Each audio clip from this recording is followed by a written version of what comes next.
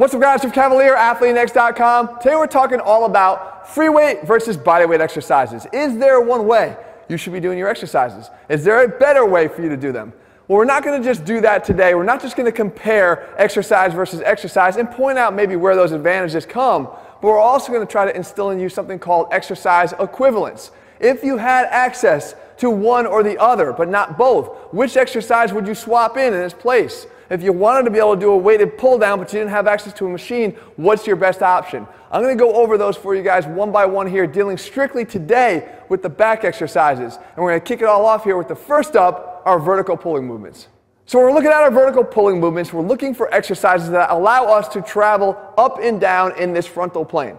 And we have a couple great options here. We know if we go body weight, you're looking at some version of a pull-up, or if we flip underhand, a chin-up. If we're in the gym and we have access to a lat pull-down machine, we'd be looking at the same type of motion. It's still going straight up and down in this frontal plane. Is one better than the other? Well, first of all, again, exercise equivalence. These exercises are going to accomplish very much the same thing in terms of how they load the back and the back muscles in particular. But there's something that we're actually going to look at more closely.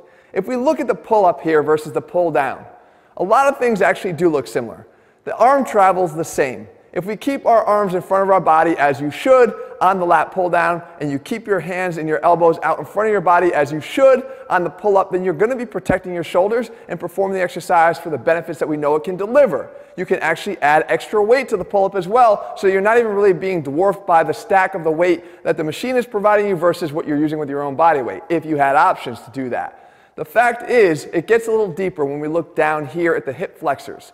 If I had to give the advantage here to the pull-up for a reason, it's the tremendous core benefits that it gives you as well. When my knees are not locked underneath a pad like this, that are relying strictly on the upward push of my hip flexors into that pad, which is offloading the load that the core should be doing, then I'm going to get a hell of a lot more out of doing this pull-up because I have to control the sway and prevent that extra sway with the strength of my core. But again, from a back standpoint, you're getting a similar effect here, and this would be your exercise equivalence. If you only had access to bodyweight versions here, the pull-up would replace the pull-down. Now, if we wanted to go underhand and get the biceps a little bit more involved, we would go with the chin-up or the underhand lat pull down. And once again, you can see the comparison here. We're getting a lot of the same benefits for the lats. Because the elbows come out in front of the body, they place the lats on more of a stretch, especially in the up top position. So whether you're at the top here with the pull down, or whether you're at the really bottom of the rep, but the top arm position here of the chin up, you're getting that good stretch on the lats. The initiation of the movement, though, is going to come a little bit more from the biceps because they're in this perfect position to contribute. The forearm is supinated, the elbow's out in front, and when you pull, you get that extra activation of the biceps. So again, on an exercise equivalency, these two match up pretty good. As you can see, though, once again, guys, these exercises all are working the back. There's not a muscle that goes unworked here in your lats, in your mid-back, in your upper back, making these great exercises regardless of which one you choose. So next we move on to our horizontal pulling movements, and here with a barbell, there's nothing more classic than the barbell row. This is a classic for a reason. It's the best thing you could do in this plane to develop your back and your strength and progressively overload this exercise. As a matter of fact, it has additional benefits. It's ground-based. It allows you to train like an athlete, like we always say. And it also demands some additional stability of your low back to perform the exercise safely. Now, if you don't have access to this, though, what are you going to do? Remember, you got to look at the movement pattern to find the equivalent. And the equivalent here is with a bar, actually, but it could be a broomstick if you don't even have access to a piece of equipment here. And you put it across a couple chairs and you do the exercise I'm showing you. This is the inverted row. See, it's all about relative motion. Instead of pulling the bar to my body like I do in a row, I'm just pulling my body to the bar.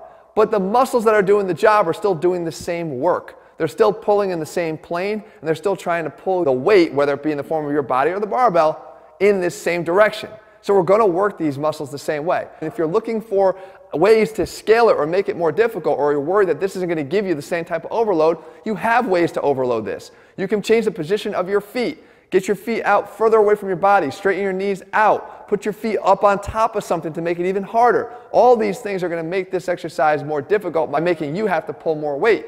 As a matter of fact, I can add some weight. Maybe you got an old weight plate thrown around somewhere in your basement. Put that on your chest, and now the exercise becomes even more difficult. So regardless of whether you're training with free weights or your own body weight, you've got an option.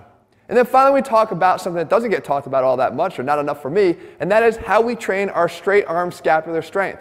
It matters.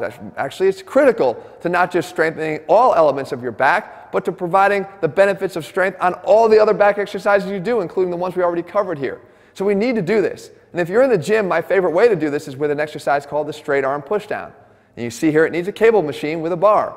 But it allows us to do exactly what we're trying to do here, and that is we train with our arms straight, elbows locked out, looking for that adduction, getting the elbows down and into our sides, still getting that same stretch we were getting the benefit of on the underhand pull down, but isolating this so that the lat does the initiation of every single contraction, demanding that the stability of the shoulder blades is there in order to allow us to perform each rep correctly. But what do you do if you don't have access to this? Are you screwed? No, you got an opportunity here, guys, to do something else. Remember, you got to find the same motion and mimic it in a bodyweight environment, and this is what you would do. You do this inverted straight arm pushdown. It's just a modification on the position we just had here. You tuck your feet way underneath you, because what you're going to do is you're actually going to be sliding your body far back behind the bar. See, those arms are still going to do this. They're still going to go from a position here to a position here, but because they can't move because they're on the bar, you're going to have to move your body back, and you can see that happening here. If you push hard and initiate with the lats once again in this position, your body will go backwards, and that's because of the job of the lats. Same muscles working, different relative direction. Instead of moving the arms down, you're moving your body away from those arms. We can accomplish the same thing, guys, and if we have to, and we're looking for an even greater challenge, you can do something like this. And this is a challenge even for me. This is a front lever raise.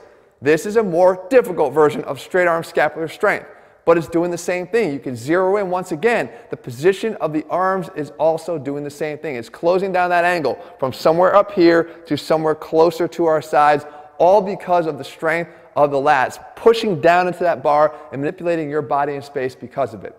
So guys, I hope you found not just these exercise equivalencies helpful, because again, regardless of what training environment you find yourself in, I want you to have an option to be able to swap out to. That's going to be one of the main benefits of this series. But beyond that, even if you had access to both of them, in all cases here, are there some advantages from one versus the other that you should seek out, especially if you know where your weaknesses are? They might allow you to actually work on them a little better now that you know what those advantages are. So if you found the video helpful, guys, make sure you leave your comments and thumbs up below. If you want to see more of these, let me know what kind you want me to cover, and I'll do that for you in the days and weeks ahead. If you're looking for programs that make these smart exercise choices, because they matter. If you make the right choices and you know what it is you're trying to accomplish in a workout based on the goals that you say you have, then I know how to get you there the fastest, because I know which exercises are going to get the job done. We build those all into all of our programs over at ATHLEAN-X.com. In the meantime, if you haven't already done so, guys, make sure you click subscribe and turn on your notifications so you never miss a new video when we put one out. All right, guys, I'll see you soon.